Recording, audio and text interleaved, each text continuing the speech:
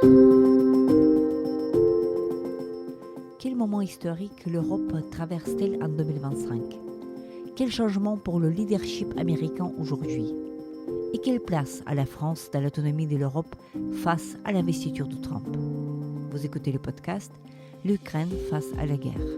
Ce podcast est enregistré en Ukraine et par des Ukrainiens. Dans ce podcast, nous racontons comment l'Ukraine continue à vivre et à résister face à l'agression russe. Nous proposons des analyses, mais aussi des témoignages. Nous essayons de vous faire comprendre l'Ukraine, son histoire, sa société et sa culture. Je m'appelle Tatiana Ogarkova. Je suis universitaire et journaliste, responsable du département international à l'Ukraine Crisis Media Center. Avec moi, Frédéric Petit, député de Français établi en Allemagne, Europe centrale et Balkans. Frédéric s'est rendu à Kiev à l'invitation de Kiev Security Forum.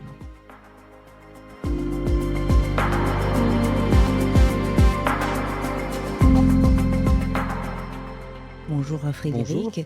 Vous êtes député de l'Assemblée nationale, vous représentez les Français qui habitent à l'étranger, notamment en Allemagne, en Europe centrale et dans les Balkans.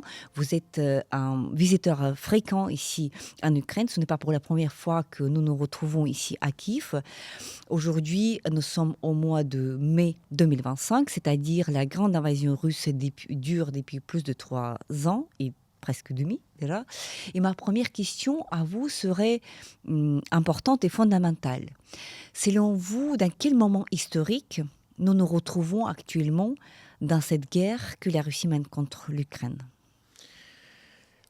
C'est une question importante. Je crois effectivement qu'il y a quelque chose d'historique qui est de plus en plus visible dans ce que je dis, moi, depuis 3 ans. Je vous rappelle que je suis intervenu le 24 février 2022, un des premiers à Paris dans l'hémicycle, en disant à mes collègues, qui étaient très surpris à cette époque parce qu'ils ne s'intéressaient pas forcément autant que moi à cette région, j'ai dit, ce n'est pas une guerre d'agression, ce n'est pas une guerre de territoire, c'est un problème de confrontation de modèles, démocratiques ou pas, et avec des exemples très précis.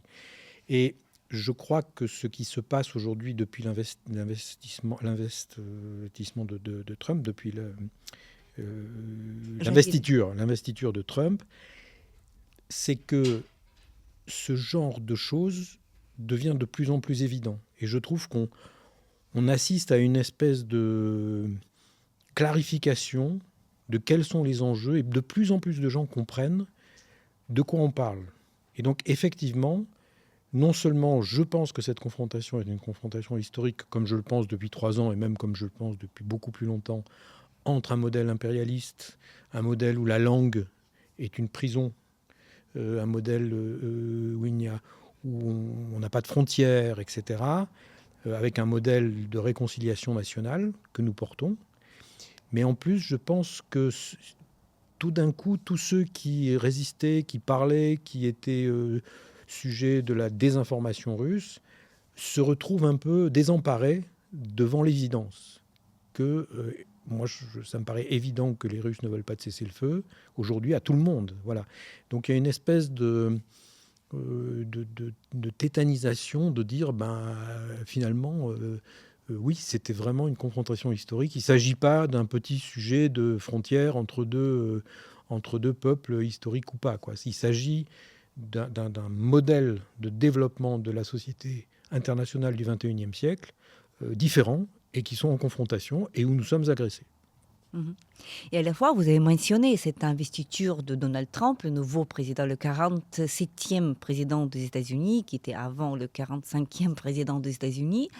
Nous constatons également un changement géopolitique majeur qui concerne évidemment tout aussi bien l'Europe, puisque nous voyons en fait que cette approche qui était en vigueur depuis la fin de la Deuxième Guerre mondiale, cette approche qui consistait dans la stabilité de cette solidarité euro-atlantique, et les structures de l'OTAN, la défense collective, la présence qui se traduisait par la présence américaine en Europe, que ça devient beaucoup moins évident aujourd'hui. Et aussi le désintérêt qui n'est pas explicite, mais qui est déjà un peu implicite, des intérêts des États-Unis dans cette guerre que la Russie mène contre l'Ukraine, elle met beaucoup plus de responsabilités sur l'Europe. Comment est-ce que c'est vécu à l'intérieur de l'Europe et notamment à l'intérieur de la France? Alors je crois que la position de la France est une position extrêmement intéressante, puisque notre mouvement de balancier est moins fort qu'ailleurs. Je vais le dire comme ça, et je vais m'expliquer. La France a toujours été alliée des États-Unis, a eu une histoire avec l'OTAN qui n'a pas toujours été la même que celle de nos autres partenaires, l'Allemagne et puis les pays de la façade Est, en particulier au moment du général de Gaulle, qui a toujours tenu à avoir ce qu'on appellerait aujourd'hui une souveraineté propre, pas contre, mais propre, en parallèle. Et je trouve qu'aujourd'hui, c'est intéressant parce que quand on regarde les déclarations depuis un mois, je trouve que la France est peut-être parfois maintenant moins critique des États-Unis et de l'OTAN que des pays qui étaient extrêmement américanophiles avant et qui tout d'un coup reviennent, en disant « Oh là là, qu'est-ce qui se passe ? On est tout seul, il faut s'y mettre, etc. » Et donc je trouve que la France a une forme de stabilité qui était liée au fait que nous n'avons jamais fait le choix d'abandonner notre souveraineté. Et je pense que c'est bien parce que ce n'est pas un cocorico que je fais là. Je ne dis pas ça en disant nous, on ne s'était pas trompé. La France s'est parfois trompée. Mais c'est bien parce que ça prouve la complémentarité des différentes nations européennes et de leur destin politique et de leur destin géopolitique. Je trouve qu'il y a une très grande complémentarité. Aujourd'hui, à l'heure où nous parlons, le premier traité bilatéral franco-polonais est signé à Nancy. Aujourd'hui, avec une composante défense, une composante culture. Ça fait 40 ans, il n'y a rien eu. 30 ans, 35 ans, il n'y a rien eu de signé de bilatéral. Parce que au début, c'était trop tôt, après, c'était trop tard. Voilà. Et là, nous arrivons à quelque chose qui dit oui, en fait, nous reconnaissons et nous affirmons que nous sommes dans la même famille. C'est aujourd'hui, et c'est très bien. Et à mon avis, c'est un signe que les positions peuvent être différentes.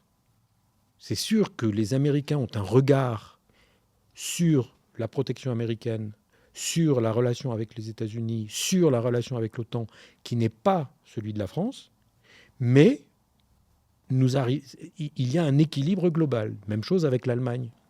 Et je pense que ça, c'est très important. Donc voilà, je pense que l'Europe s'est réveillée, l'Europe a compris, l'Europe fait des choses qui sont intéressantes aujourd'hui, en particulier en termes, comme je l'ai dit au début, en termes d'utiliser les bons mots. Je suis intervenu hier au forum avec 2 Américains. Voilà. Et à un moment, la question a dévié sur... On parlait de Trump, évidemment, et quel était le leadership des États-Unis aujourd'hui. Et la question est devenue, comment on pourrait faire pour vendre à Trump l'intérêt qu'il a à aider l'Europe ? Et moi, j'ai dit, mais j'ai pas envie de vendre à Trump cette idée-là, il doit la comprendre. Voilà. Et depuis l'investiture de Trump, moi, c'est la vraie inquiétude que j'ai. L'inquiétude que j'ai, c'est... je suis plutôt un démocrate, je suis plutôt quelqu'un qui est pour que les citoyens soient là, que les citoyens comprennent. Je ne suis pas pour avoir des élites coupées du monde. Mais quand même, il faut confier les clés du camion à celui qui conduit. Il faut quand même qu'il y ait un niveau de compréhension de ce qui se passe qui soit à la hauteur. Et je ne suis pas sûr que la nouvelle administration américaine ait une compréhension des enjeux compliqués du XXIe siècle dans toutes les régions du monde tout à fait suffisante. Voilà, pour être... On a tous ces doutes-là, mais ces doutes-là se transforment en véritable angoisse quand on se retrouve à Kiev, parce que on se dit que nous avons déjà vécu cette expérience de l'arrêt de renseignements militaires et de l'aide militaire votée encore sous Biden, c'était au début de mars 2025. Et donc ce moment-là était un peu vécu comme trahison ici en Ukraine, parce qu'il y a des choses, on peut se dire qu'il y a un certain degré de l'autonomie, notamment pour la France, ça ne fait pas des questions, ça fait partie de l'héritage du général de Gaulle, y compris pour le nucléaire. C'est un cas de figure tout à fait particulier avec la Grande-Bretagne et la France, les seuls pays en Europe qui sont les pays nucléaires. Mais quand on se retrouve dans cette situation de la dépendance, par rapport, que ce soit les systèmes patriotes, que ce soit les missiles pour patriotes, que ce soit les renseignements, on se trouve voilà, dans ce sentiment de la trahison américaine qui est un sentiment très répandu Alors, en Ukraine. oui, moi, j'étais ici à ce moment-là, j'étais ici il y a quelques semaines. Oui, j'ai senti, surtout que je n'étais pas resté que à Kiev, j'avais beaucoup circulé, c'était l'expression d'un sentiment de trahison. Oui, je crois que le mot n'était pas trop fort. C'est ça que j'ai appelé le balancier. Hein. Donc, voilà. Et ça me semble intéressant pour l'ensemble des pays européens qu'à ces moments-là, les histoires nationales soient un peu différentes et qu'on puisse amortir ce sentiment de trahison. Voilà, je connais moi pas mal d'Ukrainiens. Les Ukrainiens ont un caractère parfois solide, on va dire, et affirmatif. Donc c'était très bien que le balancier entre nous sommes les alliés des Américains et les Américains nous ont trahis soit un peu compensé par d'autres paroles qui étaient nécessaires.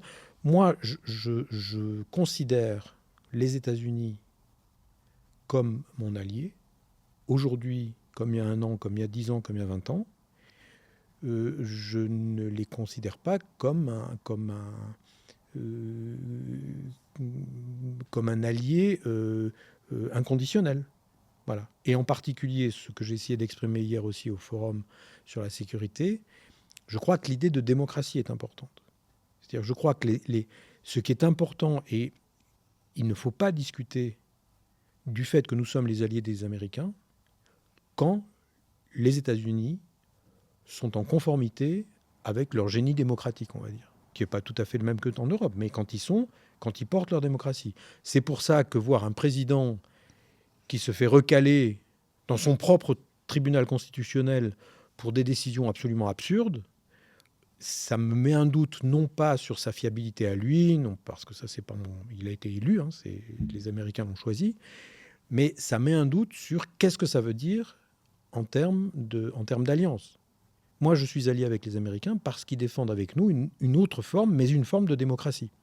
Donc, je veux bien être allié avec eux. Mais par exemple, j'ai une friction depuis très longtemps avec les Américains sur l'extraterritorialité. Je considère que l'extraterritorialité des États-Unis d'Amérique est un scandale. Voilà. Mais ça fait 20 ans que je le considère. Hein. Donc, voilà. Je ne vais pas leur faire la guerre, je ne vais pas couper les alliances, mais je crois que ce qui doit nous servir de boussole dans notre adhésion à l'idée d'alliance avec les États-Unis, en tant qu'Européens, ça doit être cette idée de dire, oui, nous sommes vos alliés, as far as, tant que, aussi loin que nous aurons le sentiment que nous défendons ensemble une idée ou certaines idées au pluriel, certaines facettes parfois différentes de la démocratie, par rapport à des modèles qui sont des modèles complètement antidémocratiques et qui seront des modèles qui vont transformer le monde en une espèce de monde virtuel et de monde, enfin de dystopie, quoi. Je pense que le système chinois, le système russe sont des dystopies. Voilà, je le dis clairement. En tout cas, ils ne sont pas des systèmes démocratiques. Et évidemment, aujourd'hui, nous constatons des risques qui sont absolument réels pour la démocratie aux États-Unis. Donc, nous traversons cette histoire, nous sommes dedans. Et donc, évidemment, la question se pose. Est-ce que quand on parle des alliances, vous avez parlé d'un allié, des alliances, c'est important. Les démocraties, si on regarde ça d'une manière globale, elles réunissent pas la majorité des habitants de cette planète. Donc, les démocraties, les régimes démocratiques sont en minorité. Donc, la grande question qui se pose aujourd'hui, quand les démocraties se retrouvent sous l'attaque, je ne parle pas uniquement de l'Ukraine, qui est un pays démocratique, peut-être une démocratie imparfaite, mais on est tous un peu des démocraties pas parfaites. Mais bon, mais on se retrouve sous attaque et sous cette exécution d'une force très brutale et qui dure et dont on ne voit pas la fin. Grande question, comment est-ce que les démocraties peuvent être fortes ? Et elles peuvent être fortes, la réponse était donnée il y a 80 ans, en créant des alliances. Et une alliance principale qui existe, c'est l'OTAN. c'est-à-dire l'idée de la défense collective où chacun a sa part. Il y a beaucoup d'étapes dans cette histoire de l'Alliance. Et aujourd'hui, on nous dit, on a ce sentiment-là, dans les pays baltes notamment, où déjà à l'automne 2025, il y aura des entraînements militaires entre Russie et Biélorussie, donc sur le territoire biélorusse. Il y a beaucoup de citoyens dans les pays baltes qui se sentent menacés et qui s'interrogent. Est-ce que l'OTAN, comme une alliance de défense, elle sera en vigueur, elle sera en capacité de défendre un pays balte en cas d'attaque? Quelle est votre vision de l'OTAN aujourd'hui? L'OTAN est en questionnement, c'est une évidence. Je considère, moi, que le pilier européen de l'OTAN est quelque chose qui a toujours existé, voilà, qui a été oublié par certains de nos partenaires, pas par la France, mais par certains de nos partenaires qui disaient, bon, après tout, si les Américains sont Les là... Américains vont nous protéger. Les Américains vont nous protéger, et puis on leur achète tellement de choses que... voilà. Et ça, c'est une question fondamentale de l'OTAN. J'ai le sentiment que la proposition qui commence à émerger aujourd'hui en Union européenne, qui est de dire nous travaillons sur une base industrielle commune, c'est-à-dire que nous levons, dans cette base industrielle, nous levons un certain nombre de règles commerciales qui sont bonnes dans l'idéal, mais qui vont nous empêcher ici, la circulation des capitaux, en particulier aujourd'hui, ce dont l'Ukraine manque pour utiliser à fond sa capacité industrielle de défense, c'est des capitaux, c'est pas des usines. Donc tout ça, c'est quelque chose qu'il faut mettre en commun, alors que nous, c'est un peu le contraire. Voilà, nous, on a parfois une capacité financière supérieure, je dis nous, dans les autres pays membres, une capacité financière supérieure, mais peut-être des capacités industrielles physiques qui sont au taquet de ce qu'elles peuvent faire. Voilà, donc manifestement, nous devons, la proposition qui est faite en ce moment dans la réorganisation de la base industrielle de défense de l'Union européenne et des candidats, je vais le dire comme ça, parce que je pense que nous sommes tous déjà dans la même barque, elle est nécessaire à l'OTAN, comme elle l'a été il y a 80 ans, même si on n'en s'en est pas servi jusqu'à présent ou si on l'a un peu oublié. Elle est nécessaire à l'OTAN, parce que l'OTAN ne peut pas... il y a l'Atlantique au milieu, quoi. Voilà, c'est tout simple, il y a l'Atlantique au milieu. Puis ne pas oublier aussi que ce qui a fondamentalement changé et qui est un échec catastrophique pour Poutine, c'est la Finlande et la Suède. C'est-à-dire que tout d'un coup, ces peuples dont le pouvoir militaire est extrêmement démocratique, basé sur des citoyens, basé sur des réserves. Je vous rappelle, le nombre de réservistes en Finlande est inversement...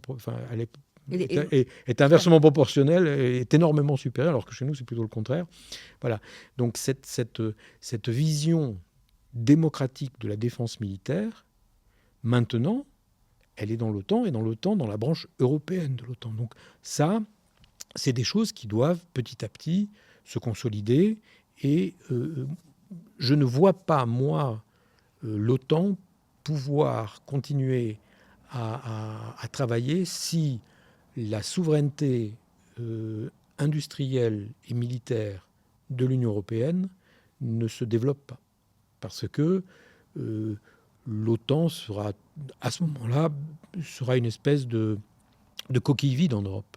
Parce que vous parliez de la présence militaire, vous parlez... Voilà. Je vous rappelle que l'OTAN était censé défendre la frontière estonienne.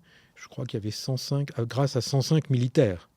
Hein. Donc ils n'étaient pas là pour arrêter les forces russes. Ils étaient là parce qu'on disait aux forces russes, si tu en touches un, il y a d'autres derrière. Ça sera une agression. Donc, mais c'est donc quelque chose qui était basé, c'était un sentiment de sécurité qui était basé sur quelque chose qui était quand même extrêmement pompé, au sens... c'était un peu de la com, quoi. Voilà. Donc maintenant, il faut absolument que cela devienne sérieux, que cela devienne réel, ce qui est en train de se passer, à mon avis.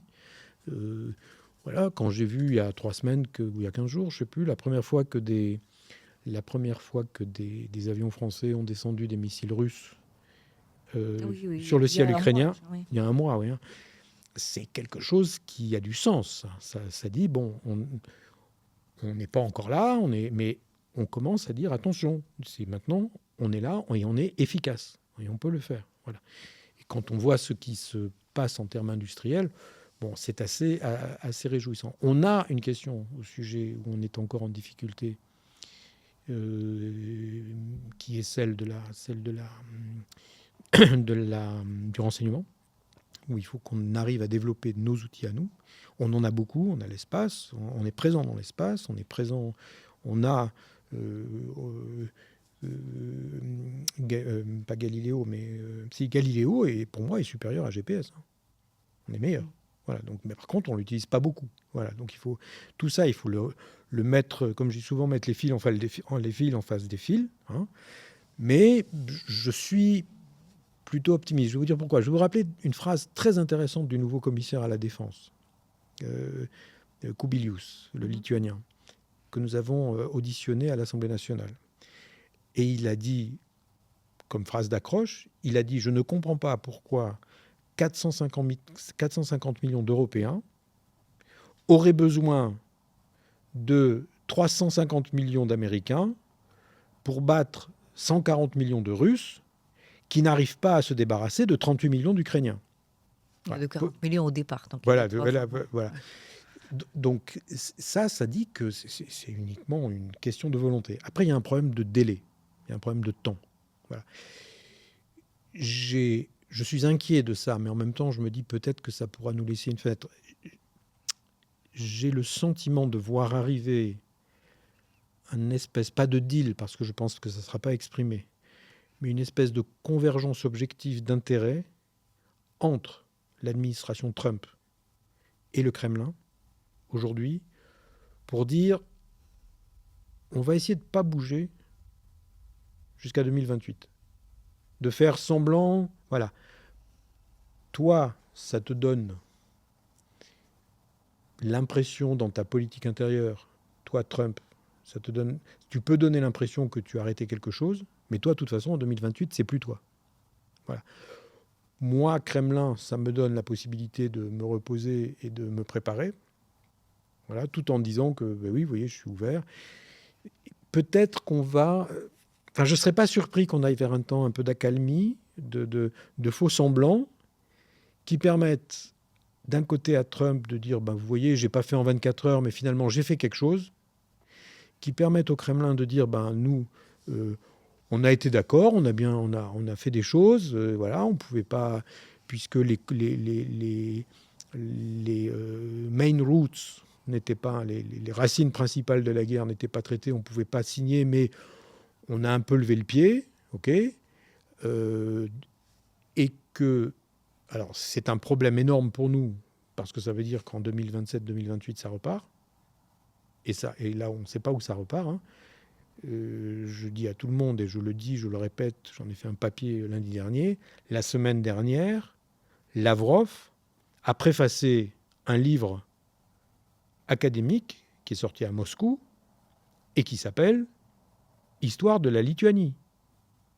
Ah bon, il est grand spécialiste de Lituanie. Oui, et cette histoire de la Lituanie, c'est une histoire où on vous explique que on ne peut faire l'histoire de la Lituanie qu'en faisant l'histoire du Bélarus, que la langue lituanienne n'existe pas, que tout ce qui s'est passé de bien en Lituanie, c'était grâce aux Russes, etc. Voilà, encore un État artificiel. Voilà, donc on se dit, été 2021, discours de Poutine sur les deux frères, les deux... C'est l'article, voilà, au mois de juillet, voilà. L'article sur l'histoire de l'Ukraine et de la Russie, 6 mois après invasion. Là, on se dit, tiens, un livre... Et les entraînements prévus, justement, en Bélarus. Et les entraînements, on se dit, on ne peut pas ne pas regarder ça comme ça. Donc, c'est inquiétant, ce que je dis sur l'espèce de patte où ils attendraient pour cette espèce c'est un intérêt objectif commun d'attendre 3 ans pour redémarrer fort, quoi. Oui. Voilà. Et par contre, ça peut être utilisé par nous aussi. C'est-à-dire que ce que je vois dans les régions ukrainiennes en ce moment, ce que je vois en Ukraine, c'est quand même une activité, qu'elle soit politique, qu'elle soit citoyenne, qu'elle soit administrative, qu'elle soit industrielle, qui est dur, qui est fatigué, avec des gens qui disent... L'autre jour, j'ai une Lituanienne qui me dit « Bon, alors, la guerre, elle s'arrête quand ?» Que je ne peux pas répondre, moi, je ne sais pas, c'est compliqué. Donc, on sent que les gens sont... Mais par contre, c'est un pays... Enfin, je dis souvent à mes collègues, mais la réforme de décentralisation de l'Ukraine, c'est une des plus belles de l'Union européenne, de 2016, et ils sont encore en train de la mettre en œuvre. Elle est encore en train d'avancer. Il y a encore des chromada qui se créent aujourd'hui et des transmissions de compétences. Alors c'est terrible, c'est dur, voilà, mais je sens un pays qui est quand même... Voilà, s'il peut un peu respirer, ben, il va devenir quand même de plus en plus fort et on va être tous ensemble de plus en plus forts, il me semble. Voilà. Oui. Donc voilà comment je vois le moment actuel. Mais quand, voilà, dans cette histoire, voilà, vous avez évoqué voilà, 2008 et comme s'il y avait une période de plutôt calme. Mais le problème avec cela, Bien c'est sûr. que ce que nous constatons, malgré toutes les négociations, que l'agresseur, je veux dire la Fédération de la Russie, il n'envisage pas du tout s'arrêter. C'est-à-dire qu'il y avait plusieurs propositions s'arrêter 30 jours après, etc. Pour l'instant, on constate sur le terrain que malheureusement ça pousse dans toutes les directions et que l'armée russe ne s'arrête pas et que les alertes aériennes n'arrêtent guère. Et donc cette manière que de négocier tout en continuant la guerre, c'est ça l'approche russe que de procéder. Tout à fait. Je suis très clair et je le dis de manière très simple. Et je l'ai dit hier de manière aussi très directe parce que quand j'étais entouré de deux Américains qui étaient un peu embêtés, on sentait bien qu'ils n'étaient pas pro-Trump, mais qui disaient il faut faire avec. Moi, je dis non, il ne faut pas faire avec. Il faut dire les choses. Il faut dire les choses très claires. Un des ancêtres des démocrates français, qui est Charles Péguy, a dit dans une phrase très célèbre que nous on utilise beaucoup en ce moment. Il a dit il faut oser dire ce que l'on voit. Alors tout le monde dit oui, il a raison, c'est pas très compliqué. Mais après il dit, mais surtout, et c'est beaucoup plus difficile, il faut oser voir ce que l'on voit. Voilà. La Fédération de Russie n'a pas envie de négocier. C'est une évidence. C'est une évidence. Et il faut arrêter de dire oui, mais peut-être, mais quand même, mais ils ont dit ça. Non, ils n'ont pas envie. Ils veulent continuer à taper. On ne peut pas dire qu'on a envie de négocier. Enfin, j'ai jamais été aussi entendu autant d'alarmes, autant d'alertes. J'ai jamais vu autant de... Enfin, dans les campagnes, quand on circule en Ukraine, on voit des gens descendre des charrettes au milieu de campagnes qui sont à des kilomètres et des kilomètres du front. Et pas descendre des charrettes parce qu'il y a eu une alarme. Non, avec des équipés, organisés, parce qu'ils sont bombardés tous les jours. Quand vous dites il faut voir ce qu'on voit aujourd'hui, c'est aussi cette parade de Poutine à Moscou sur la place Rouge. Et dans cette parade, ce qui est absolument sans précédent, c'est un carré des militaires chinois sur la place Rouge. Et donc c'est ça qui est... Est-ce que... Voilà, et aujourd'hui, nous avons aussi, voyons, cette signature de cet accord approfondi, etc., entre la Chine et la Russie. Et donc, dans cette équation... devient plus compliqué parce que quand on dit que les 500 millions d'Européens n'ont pas besoin de 350 millions de... Voilà, on ne parle pas du milliard 5. Voilà, on ne parle pas de Chinois. Et aujourd'hui, on voit cette alliance Chine-Russie qui se renforce. J'ai une analyse... Alors, je dis, moi, depuis 2018, j'avais fait un rapport sur les changements géopolitiques dans le monde liés au changement climatique. Voilà. Et je m'étais intéressé pour la première fois au rapport entre la Chine et l'URSS. Pour moi, je l'ai dit en 2018, pour moi, je considère que l'URSS a déjà perdu depuis longtemps en face de la Chine. C'est-à-dire que pour moi, l'URSS, objectivement, économiquement, militairement, géographiquement même, parce que toutes les voies ferrées, toutes les infrastructures du futur entre l'Arctique et la Chine sont aux Chinois. En Russie. C'est eux qui ont investi. Voilà. Je ne sais pas si vous avez lu ces articles qui sont absolument passionnants sur la frontière entre la Russie et la Chine, où jusqu'à il y a 20 ans, 15 ans, c'était le côté russe qui était riche et qui dominait économiquement le côté chinois, en disant ils allaient prendre des cafés là-bas parce que c'était moins cher, etc. Vous voyez, Monaco et les quartiers nord de Marseille, et ça s'est complètement renversé. C'est-à-dire qu'aujourd'hui, c'est le côté chinois qui est beaucoup plus développé, qui a une monnaie plus forte et qui exploite les pauvres malheureux qui sont de l'autre côté. C'est là où il y a un lac. Là, je ne sais plus comment s'appelle le lac. Bon. Pour moi, je considère objectivement que tout ce que fait Xi aujourd'hui avec Poutine fait partie d'une stratégie de Xi qui est une stratégie post-victoire. Voilà. Il a gagné. Pour moi, la Chine domine la Russie. Pour moi, c'est très clair. Là, quand vous parlez de ces exemples-là, ou les exemples de signature, ou les exemples de discours, ou les visites, etc., là où Poutine garde, et le Kremlin garde, un intérêt, c'est dans la mise en scène. C'est dans la mise en scène de ces accords. Dans la mise en scène par rapport aux BRICS, par rapport à l'Ouest, pour dire, regardez, moi je suis, etc. Mais je pense qu'objectivement, il est vassalisé. Je le dis simplement. Alors, je ne suis pas académique, donc je peux dire... avant de prouver, mais oui. C'est peut-être trop fort, il faudrait faire des études, mais j'ai ce sentiment. Voilà.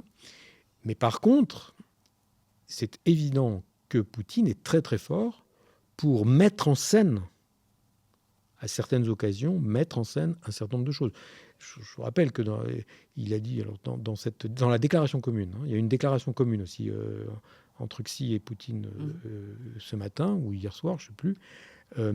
Ils disent que les deux champs principaux de la dernière guerre mondiale et de la victoire contre les nazis, c'était la Russie et l'Asie. On peut considérer que c'est un peu limité quand même, quoi. Il s'est quand même passé quelques petites choses en Méditerranée et quelques petites choses au débarquement de Normandie, quoi. Vous voyez, mais cette déclaration commune, donc là, je pense que Poutine accepte d'être dominé sur le plan économique, d'être dominé sur le plan militaire, d'être dominé sur le plan des infrastructures. Voilà, je pense que ça, il a arrêté. Lui va continuer à demander en retour du symbolique. Et donc que Xi vienne l'aider sur le symbolique. Donc, sur la déclaration des root causes, c'est la première fois que la Chine signe un communiqué disant que pour que la guerre en Ukraine s'arrête, il faudra éliminer les causes premières, les root causes, les causes racines. Ça veut dire... C'est la première fois qu'il signe. Donc je crois que le deal entre Poutine et Xi est celui-là. On ne va plus discuter économiquement parce que de toute façon, c'est vous qui avez les matériaux, c'est vous qui dominez les infrastructures, etc. Et en échange, vous nous aidez et vous acceptez de venir dans notre théâtre d'ombre pour nous aider à donner l'impression qu'on est plus fort que ce qu'on est. Voilà. Donc, vous défilez avec nous. Voilà. Quand on dit d'avoir un carré chinois sur le défilé Place Rouge, mais d'abord, il y en a qui ont dû se retourner dans leur tombe quand même, des anciens copains de Poutine ou des anciens chefs de Poutine, il y en a qui n'ont pas dû apprécier beaucoup. Et puis d'autre part, ça n'a aucun sens géopolitique, ça n'a qu'un sens symbolique. Parce que c'est 10 fois plus. Là, c'est 140 millions pour 1,5 milliard. Donc, le contraire pourrait être intéressant, mais ça n'a qu'un sens symbolique. Ça permet au Kremlin de dire, regardez, même la Chine nous aide.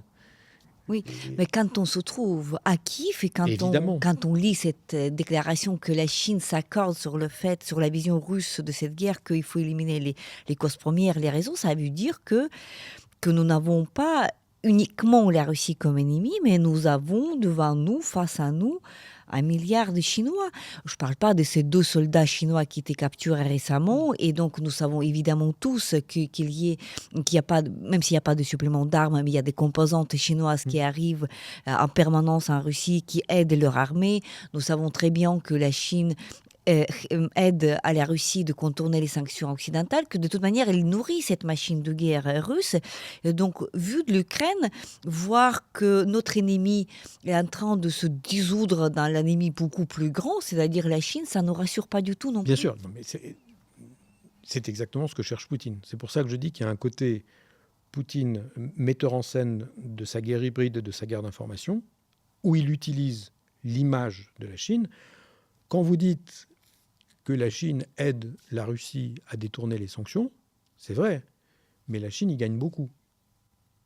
La Chine ne fait pas ça pour aider Poutine parce que je ne pense pas que la Chine ait de grandes visions sur... voilà, que la Chine n'a pas la même forme d'impérialisme. Là, comme je dis parfois en blaguant, je dis la Chine ne joue pas aux échecs, la Chine joue au Go.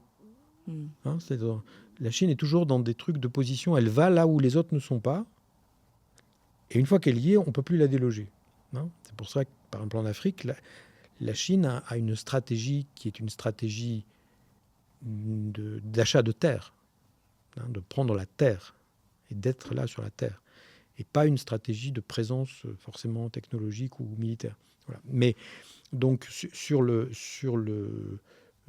ce côté, comment on le voit de Kiev, ce qui s'est passé ce matin, c'est exactement ce que veut Poutine.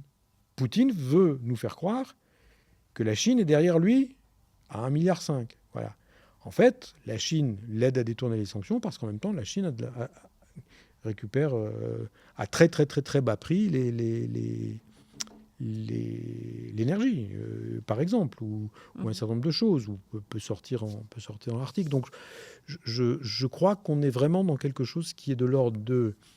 il ne faut pas comprendre le fait que Xi soit devenu tout d'un coup l'allié de Poutine. Je pense qu'il y a quelque chose de l'ordre de Xi, tout d'un coup, a eu besoin de peaufiner son accord avec Poutine, sa victoire qui dure depuis une dizaine d'années, et que la contrepartie, c'est que Poutine a eu l'occasion, en plus dans la solennité du 9 mai, etc., de dire « Regardez comme je suis encore plus costaud que ce que vous croyez ». Ce qui, à mon avis, voilà, je ne pense pas qu'on ait ça en ligne de mire, alors que la Chine soit un rival, un rival, c'est clair. Voilà, la Chine, c'est pas la même forme de danger. Je pense pas. Espérons que... merci beaucoup Frédéric pour cet entretien et pour vos analyses tout à fait intéressantes. Et gardons l'espoir que les systèmes démocratiques qui sont chers à vous, on avait commencé par la description de ce conflit, votre description qui n'est pas une guerre pour des territoires, mais une guerre de système, et que nos démocraties, aussi minoritaires soient-ils dans le monde d'un point de vue global, qu'ils puissent tenir face à la Chine, à la Russie et autres pays qui trahissent les principes démocratiques. Comme je dis souvent, je suis trop vieux pour être pessimiste. Merci beaucoup.